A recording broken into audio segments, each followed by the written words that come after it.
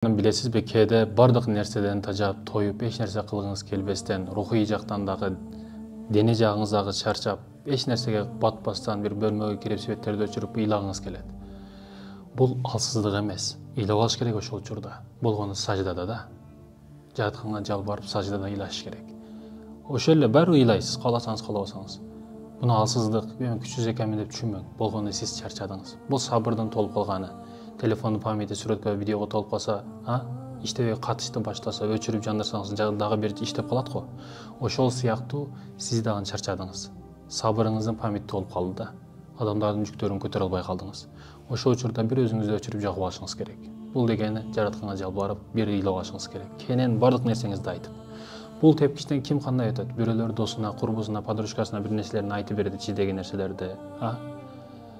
Бирөөлөр тоого чыгып, ээн эркин жерге чыгып келет, өзүн өзү сүйлөп келет, бакырып келет, бирөө чуркап келет, спорт менен машыгат, бирөө ар ким ар нерсе кылып өтөт бул тепкичтен. Бул болгону бардык адамда боло турган нормал, орточо көрүнүш.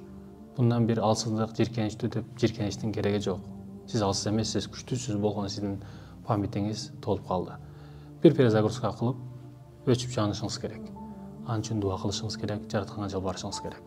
Бул жолдон туура жол менен өтүш керек. Ката жол менен эмес, терс көрүнүш менен эмес. Подружкага ыйлап, подружка эч нерсени түшүнбөйт. Өзүңүздү өчүрүңүз, жандырыңыз. Болгону ушул эле сөз, бир эшик жабылса, 1000 эшик ачылат. Үмүтсүз болбоңуз.